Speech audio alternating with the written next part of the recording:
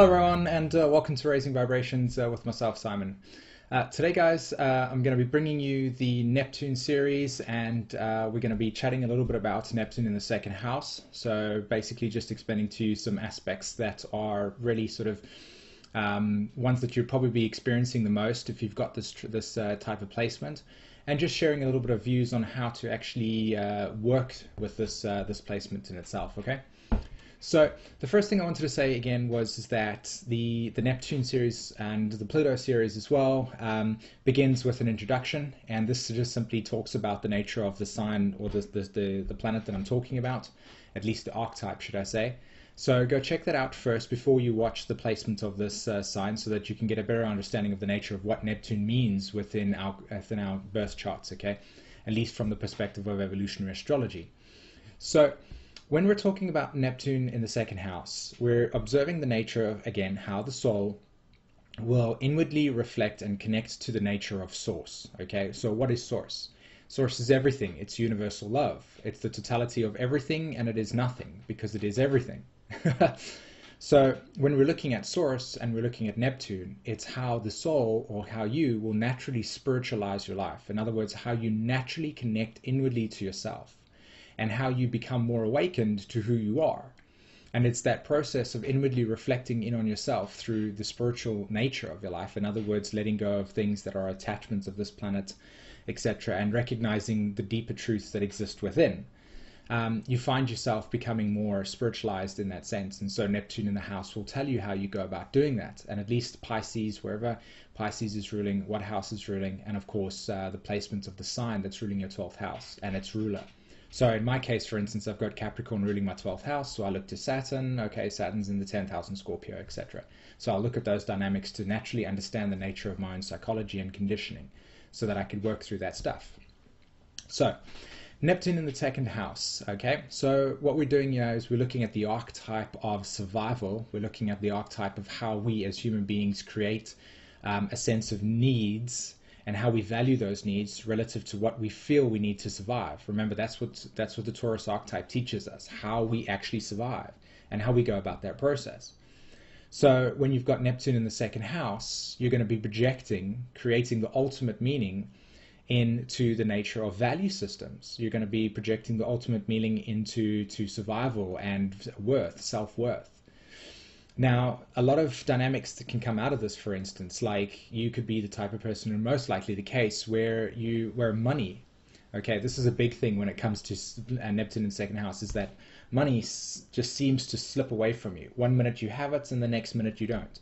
Then you have it again, and you don't. And it's like you never seem to actually be able to grasp, or not grasp, but hold onto money for long enough to actually experience the experience of having money. It almost seems as if it's just constantly slipping through your fingers all the time. So it's a very difficult placement to have Neptune, to be honest, simply because the world revolves around that in some way. So, you know, you're definitely going to be struggling a little bit in that sense. Yet at the same time, you also have the potential of unlocking the natural archetype of funds, of money, because at the same time, you're projecting the ultimate meaning into the experience, which means that you have this collective unconscious, natural understanding of how the system works, the financial system works in some way. So you do have the potential to actually make or draw in love, because remember, Neptune correlates to love, right? Because love is, in a sense, the total of consciousness. It's the totality of everything. It's a binding product.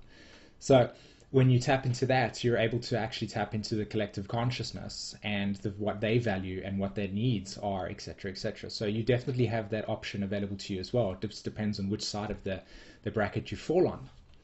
So money slipping away from you really, really easily, okay? And of course, at the end of the day, if you think about it, it's a water sign, Neptune, Pisces, and you have the earth sign, which is Taurus. Then another one that's going to occur is that you are the type of person, and this is where you project the ultimate meaning into the experience, is that you will naturally give every single person everything that they need or want. Like you feel in some way that they need to survive, they need to have value, they need to have things, and they can't be without. And so therefore, you do everything for everybody in that sense. You become this type of person where you can literally just give your money away to help other people, and you become in a sense losing and sacrificing your own self-worth and an own part of who you are in favor of the other person's welfare as well, because you yourself know what it's like to have none of that.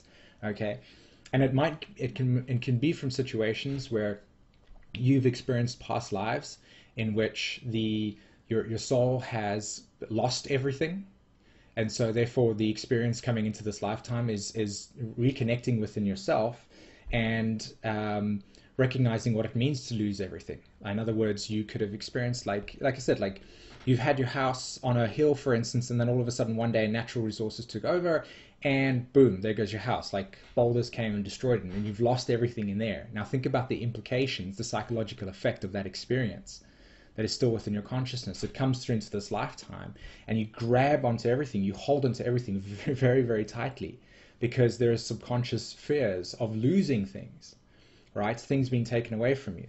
So you value a lot of stuff and holding on to a lot of stuff. And at the same time, you also will see that within others. And so therefore creating that dynamic, helping other people so much that you actually lose a part of yourself. You give so much of yourself away. So the disillusion will come in through that experience of recognizing how much do actually give away of yourself and not ask for it in return. So really important to remember the returning process as well. And again, with Neptune in the second as well, we're looking at the nature of the value systems and your beliefs that are attached to that, and projecting the ultimate meaning into those values, into those needs. And so through this experience, you could even relate to the nature of God, okay? Because at the end of the day, Neptune correlates to God. And when I use that terminology, I do not mean the religious definition of it. I'm talking about the nature of within yourself, the connection back to you. And so you can create disillusionment or psychic trauma where your idea of God in itself can be horrible. Your idea of the universe, the idea of life in itself can be so that it's not really, how do I put this across? It's like it's not favored. You don't like it. It's unfair. You can create that and form that type of relationship relative to the nature of God itself, because the way that life has treated you in some way. And so that's where another disillusionment can come through, where the reality of the situation, not your projected ultimate meaning, comes through, and you recognize that it's just aspects of yourself that have been taken away from you. And, hoarding becomes the process.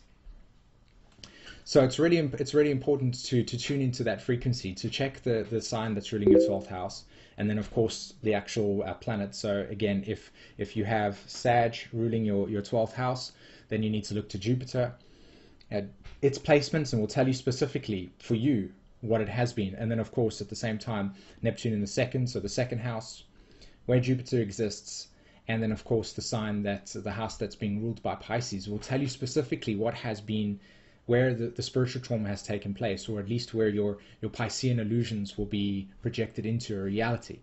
It can be something as simple as losing your business in a prior life, or losing it in the past, or you experience growing up in your life where things were just taken away, and so therefore it creates the alternate, the opposite effect, in which you hold on to everything that you can hold on to, okay, and that keeping you stuck in that specific situation.